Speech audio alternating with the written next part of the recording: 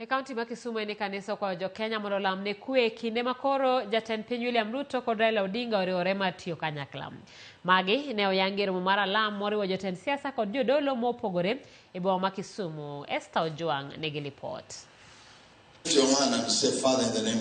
En alam mane obagi e alap ma Moi Stadium e boma ma Kisumu, kama jodolo kod jo siasa nochokore mar lamo ne piny Kenya obed kod kwe kanyakla kod dongruok. But we are going to restructure. Lakini tutaendelea kuleta huo mpangilio. Jadolo Julius Subi okwayo jo Kenya mondo oket kwe kinde duto ka olero ni kokalo kuom ogirimiti mane jatend piny William Ruto kod Raila Odinga oketo, jo Kenya koro nyalo bedo gimoro achiel. I just want to encourage all of us as Kenyans, let us pray for the peace of the nation. Let us live in peace with one another. This country has a great destiny, and we are the stewards of this nation. So let us live in peace, and let's live in hope, and let us pray for our leaders. We thank the Lord that memorandum has taken place because it has created unity and peace. No single nation on planet Earth, however brilliant people are and however hardworking they are, can prosper without peace.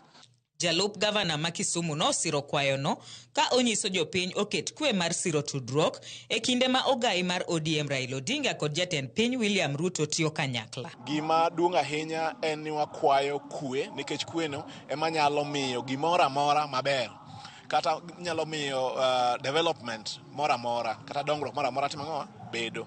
Koro kawuono ni walamo ni mondo ogirimiti mencho kote kogno gi jatend piny William Samoei Ruto kod jatend piny ma bunga gen Raila Amolo Odinga ogirimiti no mondo oti omi jo Kenya thuolo mar dongruok kata thuolo mar timo tije giwegi mondo gine ka gintiyo.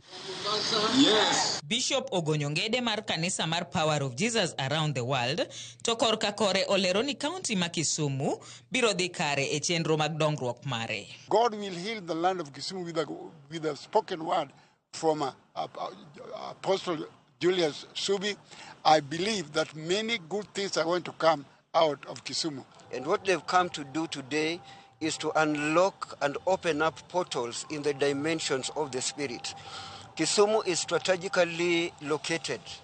We have a lot of potential, but the land is barren. Our factories are barren. We have a lot of unemployment and a lot of frustration. It is our prayer that after this meeting we are going to change, to see a shift. Esther Ojuang, Ramogi TV, Kisumu County.